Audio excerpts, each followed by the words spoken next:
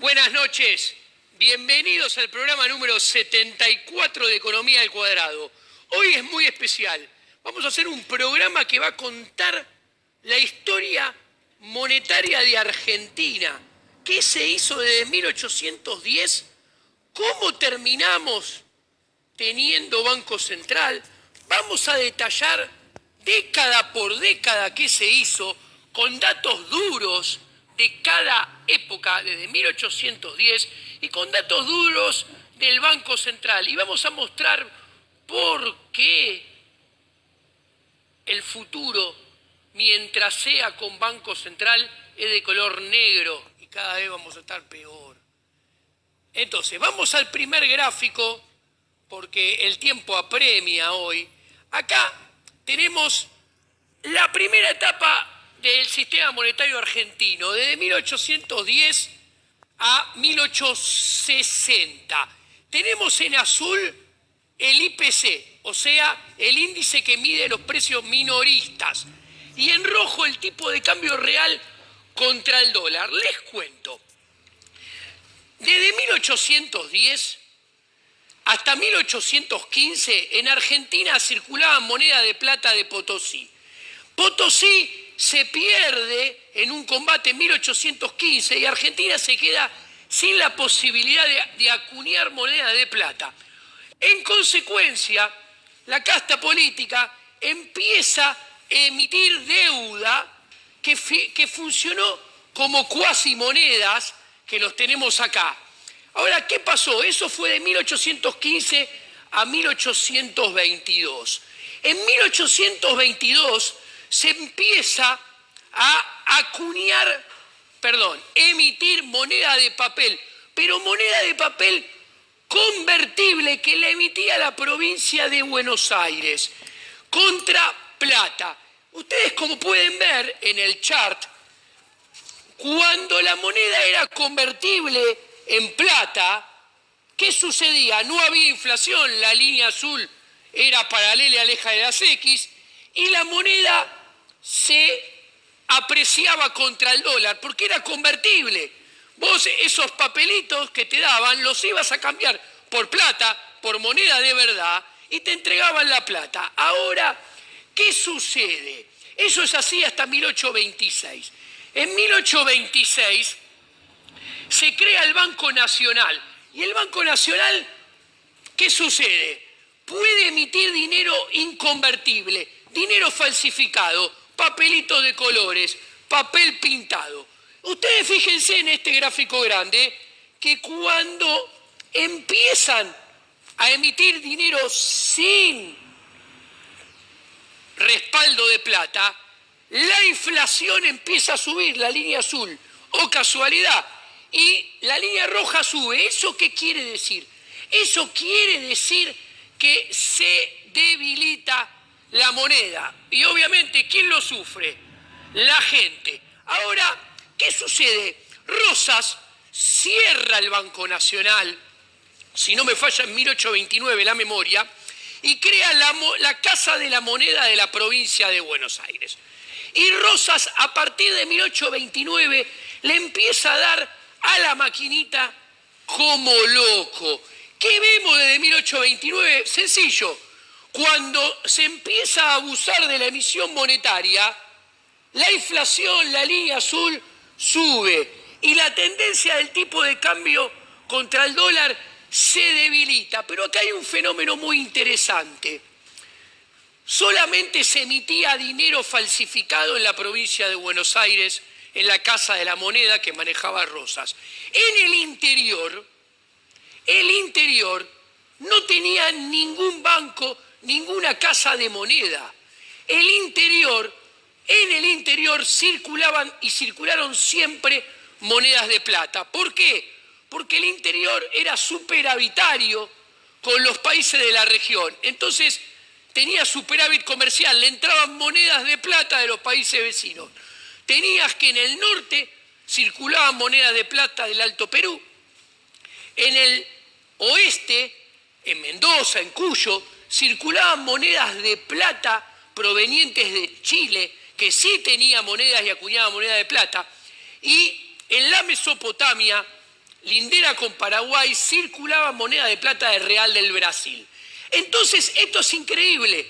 Este gráfico era de la provincia de Buenos Aires, donde se emitía dinero falsificado. En el interior no sufrían inflación porque tenían moneda de plata. Pasemos al siguiente chart, señor director. Acá vemos la segunda etapa. La segunda etapa es de 1860 a 1880. ¿Qué pasa en esta segunda etapa?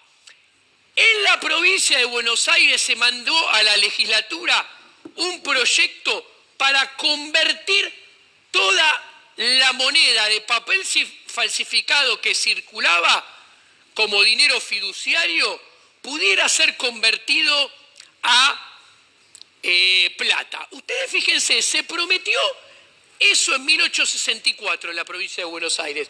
Con solamente prometerlo, la inflación se desploma. La ley entra en vigencia en 1867. En la provincia de Buenos Aires, a partir de 1867, deja de haber papelito de colores fiduciarios y pasa a haber una moneda respaldada en plata. ¿Qué sucede? Ustedes fíjense cómo el tipo de cambio contra el dólar se aprecia, la moneda se fortalece. Esto es muy importante. ¿Por qué? Porque esto pone de manifiesto que cuando uno tiene moneda falsificada y su patrón es el patrón papel pintado, uno está condenado a la inflación y al debilitamiento de la moneda contra las divisas del mundo. Ahora, cuando uno pasa a tener moneda respaldada con lo que el público quiere como moneda, en aquel entonces la plata, hoy en día el dólar, ¿qué sucede? La inflación se desploma y la moneda se fortalece. Pasemos al siguiente chart, por favor. Después, desde 1880 a 1890, viene la tercera etapa. ¿Por qué muestro esto? ¿Qué sucede? Les voy a contar. En el país hubo una guerra para ver quién se hacía del monopolio del dinero. Desde que Buenos Aires se junta de vuelta a la Confederación en 1860, hay una batalla de que la Confederación, que no tenía un banco o una caja de moneda que emitiera papelitos, quiere hacerse del monopolio que tenía la provincia de Buenos Aires. Entonces, ¿qué sucede? En 1885, ustedes pueden ver, se saca la ley de los bancos garantidos. ¿Qué son las leyes de los bancos garantidos? La ley de los bancos garantidos, por la ley de los bancos garantidos, se permitió que en todo el interior surgieran 17 bancos que podían emitir dinero sin respaldo. Entonces, ¿qué vemos en este gráfico? En este gráfico vemos cómo a partir de la ley de bancos garantidos, todo tiene tendencia alcista. En todo el país empezaron los bancos de ley de bancos garantidos a emitir base monetaria, a emitir depósitos, a emitir agregados monetarios más altos, M2, M3, sin respaldo. Y esto implicó que la inflación fuera para arriba. Por favor, señor director, mostremos este chart. Podemos ver cómo cuando comparamos 1980, 1989, 1880, 1889, la base monetaria pasó de 1 a 5,6, los depósitos reales pasaron de 1 a 6,2, o sea, aumentaron 500%. El M3 en términos reales aumentó 440%, pasando de 1 a 5,4. Los préstamos al sector privado pasaron de 1 a 5,7, creando una burbuja financiera, una burbuja bancaria, que es lo que nos llevó a la crisis de 1890, que es lo que generó que Juárez Celman tuviera que dejar la presidencia, de ser el primer presidente que no pudo terminar su mandato. Pasemos al siguiente chart. ¿Qué fue la ley de los bancos garantidos? Y ustedes van a ver, quiero ver este chart, que lo dejemos bien grande. ¿Qué era la ley de los bancos garantidos? Decían, bueno, ustedes en las provincias pueden crear bancos públicos y emitir monedas sin respaldo. Tienen que ir al mercado europeo, toman deuda externa en Europa, las provincias pagaban 6% de interés por esa deuda, agarraban la plata, iban y se la daban al Tesoro Nacional. Miren este chart, por favor, es vital. El Tesoro Nacional agarraba las libras esterlinas contraídas como deudas en Inglaterra y se la daban al Banco Nacional. El Banco Nacional agarraba las libras, se las guardaba y le daba bonitos de tesorería, de papel pintado, de deuda interna a los bancos garantidos. Y los bancos garantidos, en base a esos papelitos de colores, emitían cada uno de esos bancos su propia moneda. Y a su vez, como eran bancos, también daban préstamos y hacían la creación secundaria del dinero. Y así aumentaba la base monetaria, aumentaban los depósitos a la vista, M1, aumentaba la caja de ahorro, M2, y aumentaba los depósitos a plazo fijo. Todo basado en artificialidad, en deuda contraída afuera. Esto creó primero una burbuja artificial en 1887, 1888, 1889, y esto desembocó en la crisis de 1890 de Juárez-Selman, que fue la crisis más grande de la historia de Argentina hasta el 2002. Como vemos, emitir monedas sin respaldo, tener un sistema bancario con encaje fraccionario que emita muchos préstamos sin respaldo de ahorro genuino, te lleva primero a un boom que es seguido inexorablemente por una fabulosa crisis que técnicamente se llama boost. Y el origen de todo este problema es imprimir papelitos falsificados, por un lado, con patrón papel pintado, y por el otro, crear depósitos y crédito artificial. Nunca en la historia se lo hizo tanto como con la ley de bancos garantidos, generó la primera gran crisis argentina. ¿Cómo se resolvió esta crisis? Vayamos al siguiente chart. Se puso la primer convertibilidad. En 1890 se puso una caja de conversión, una convertibilidad con patrón oro. Desde que se la puso, ustedes pueden ver la base monetaria, se dejó de emitir los depósitos, M3 en rojo en términos reales. Ustedes pueden ver cómo se dejó de expandir a lo largo de los años la cantidad de dinero, y ustedes pueden ver cómo el tipo de cambio real cae en azul. O sea, apenas se anunció la caja de conversión, se dejó de emitir y el tipo de cambio se apreció, la moneda se fortalece. Y ustedes pueden ver cómo la inflación se desacelera. De vuelta, 1890, caja de conversión, que no entró a funcionar enseguida, fue una promesa, pero le creyeron. Y acá ustedes ven lo importante de la reputación y la credibilidad. Le creyeron a la caja de conversión, se dejó de emitir, le creyeron más, tuvo más reputación, y eso hizo que la moneda se fortaleciera y bajara la inflación. Pasemos al siguiente chart, señor director, porque la caja de conversión empezó a funcionar patrón oro en 1899. Y acá en este gráfico, ¿qué tenemos? Tenemos el tipo de cambio real contra el dólar en azul y la paridad contra el oro en verde. Ustedes pueden ver, el gráfico arranca en 1810, cómo desde 1810 las dos líneas, el verde sube, el azul sube. ¿Qué muestra? Que de 1810 hasta 1890, el papel falsificado emitido por el Banco Nacional, emitido por el Banco de la Provincia de Buenos Aires, emitido por los bancos garantidos, perdía valor contra el dólar, perdía valor contra el oro, y eso era más y más inflación, que lo sufría ¿quién? La gente de todos los días. Se pone la convertibilidad patrón oro. ¿Y qué sucede? Mire la línea gris, verde, la azul.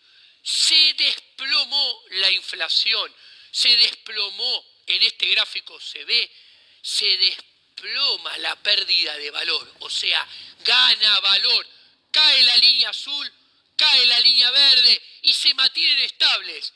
El dinero mantenido o emitido por la caja de conversión bajo convertibilidad desde 1890, después entra en funcionamiento en 1899, hasta 1914, el peso nacional con respaldo en oro, con una convertibilidad patrón oro, ganó valor contra el dólar. O sea, Argentina tuvo estabilidad. Miremos ese gráfico del costado.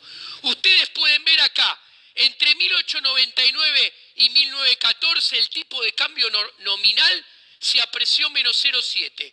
La inflación fue solo de 1,8 anual. El tipo de cambio real contra el dólar punta a punta, nuestro peso se fortaleció 10%.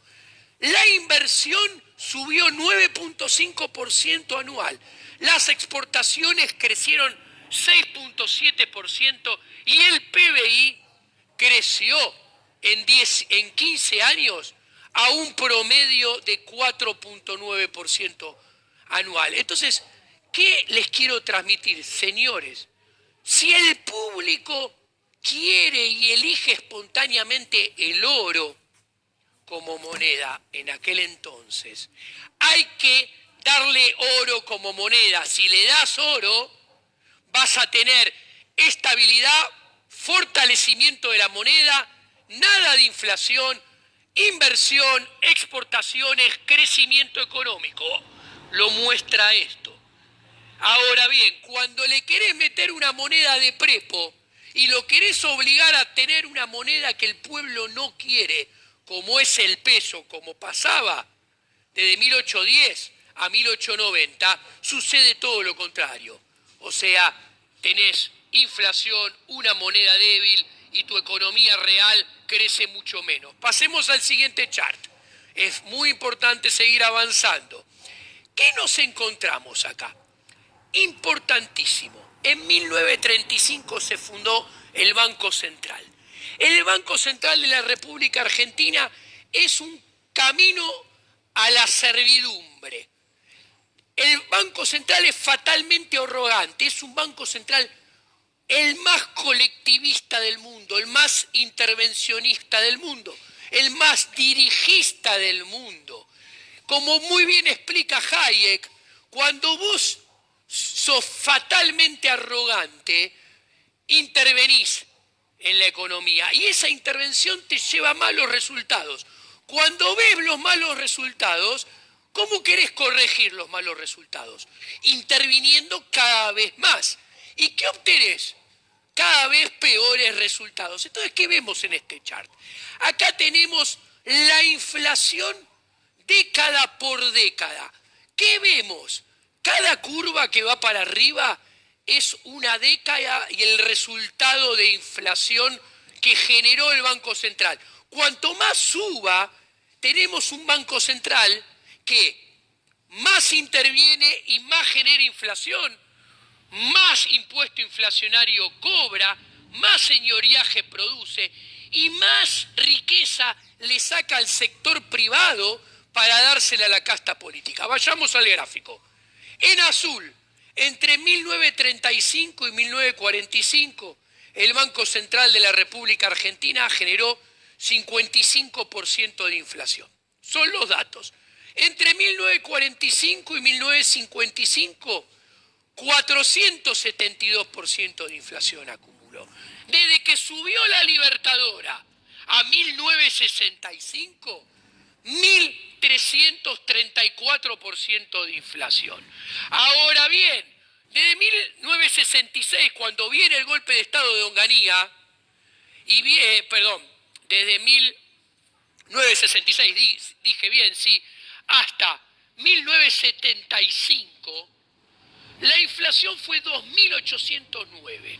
Después viene el Rodrigazo. Si de 1975 agarramos 15 años hasta el 91, tenemos esa inflación en verde. ¿Qué se puede ver? Que en las primeras 5 décadas el Banco Central fue cada vez más arrogante y al ser cada vez más arrogante intervino cada vez más, fue cada vez más colectivista, cada vez generó más señoriaje, cada vez nos cobró más impuesto inflacionario, sacándonos cada vez más riqueza y la economía argentina se hundió cada vez más con cada vez menos crecimiento. ¿Qué sucedió? La única manera de cortar ese camino a la servidumbre, que cada vez nos empobrece más, ¿cómo es? Dándole a la gente el dinero que la gente elige. Y así como en la última década del siglo XIX la gente quería oro, se puso una convertibilidad en oro, en el 91 la gente elegía el dólar y se puso una convertibilidad en dólar. ¿Qué se puede ver si yo tomo de año base 92? Vemos que de ahí hasta el 2001 la inflación fue el 18% acumulado nada más. ¿Qué podemos ver? Miren qué interesante. En los primeros 5 años de Banco Central tuvimos un camino de la servidumbre exponencial. Nos cobraron un impuesto inflacionario que en la última década previa a la convertibilidad generó una inflación que no sabemos ni cómo se llama ese número. No lo podemos ni decir, yo no lo sé cómo se llama.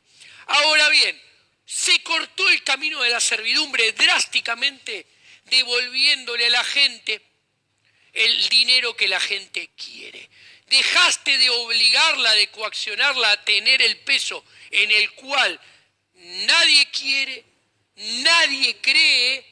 Dejaste de obligarla a recibir y aceptar compulsivamente los pesos emitidos por la casta política y se desplomó la inflación. Desapareció el camino de la servidumbre, desapareció el señoriaje.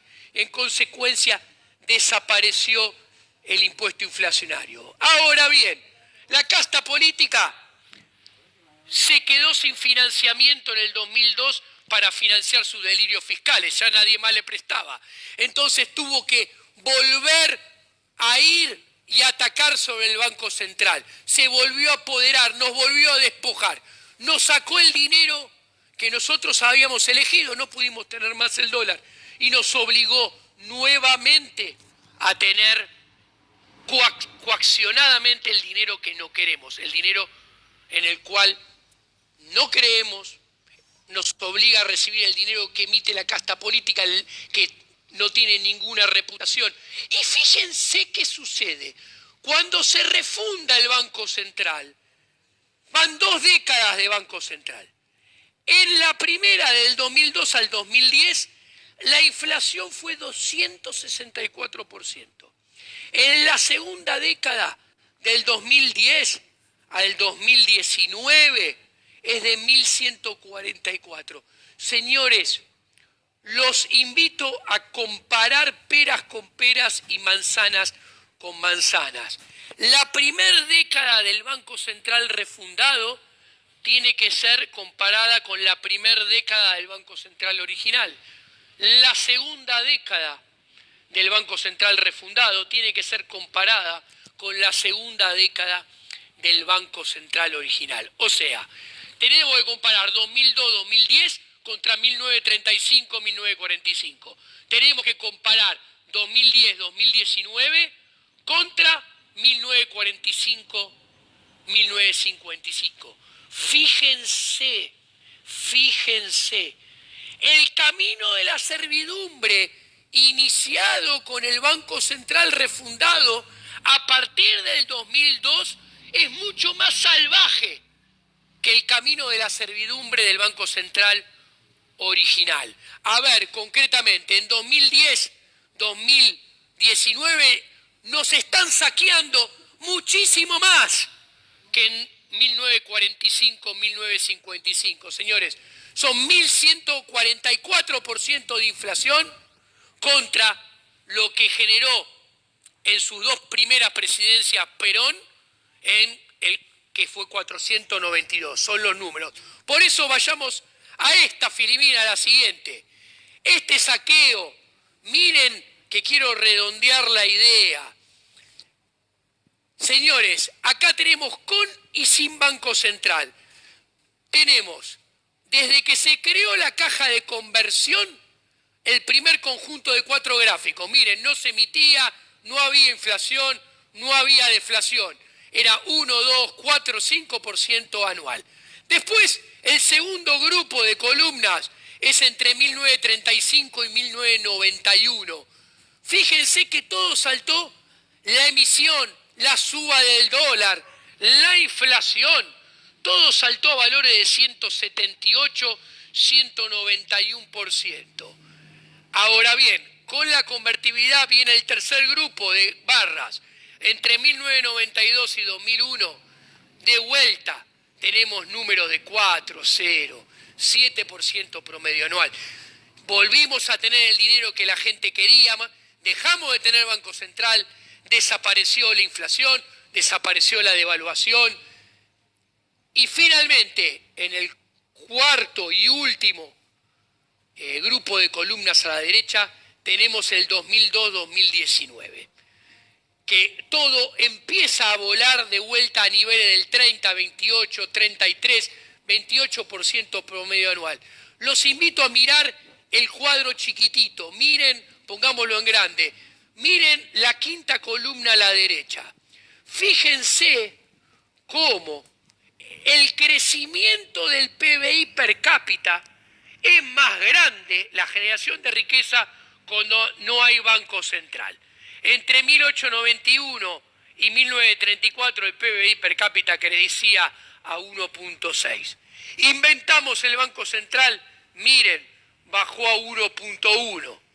Después pusimos la convertibilidad en la década del 90 del siglo XX, el PBI per cápita pasó a crecer a 2.3. Volvimos a tener Banco Central y el PBI per cápita cae a 1.2. Señores, la economía real funciona mucho mejor si no tenemos Banco Central, si no tenemos el dinero que no queremos tener y que la casta política emite y nos coacciona y nos obliga a tener. Última, Filomena, y los dejo 10 segundos. Miren, esta es la magnitud. La siguiente pasemos, por favor. Esta es la magnitud del saqueo actual que tenemos con el Banco Central.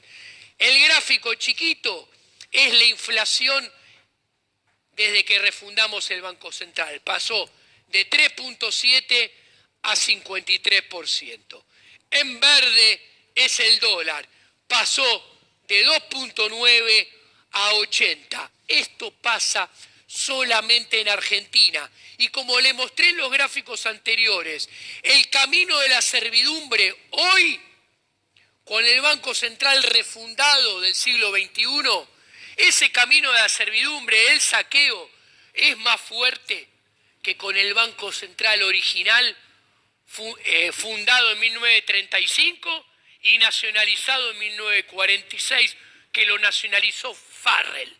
Entonces, señores, y ya sabemos que estamos en un camino de la servidumbre más fuerte. Y la realidad y la teoría muestran que el camino a la servidumbre está condenado solamente a intensificarse y aumentar. Por ende, mientras que sigamos teniendo Banco Central, señores, la situación va a seguir empeorando. La gente tiene que tener la moneda que la gente quiere, porque solamente en esa moneda va a tener reputación y credibilidad. Y solamente con reputación y credibilidad va a haber demanda de dinero. Y hace falta tener demanda de dinero para que la moneda se fortalezca y pueda no haber inflación y haya inversión, crecimiento, más producción, más empleo y mejores salarios. Mientras que haya una moneda emitida por la casta política y el Banco Central, nada de esto va a acontecer. Buenas noches, esto ha sido todo por hoy.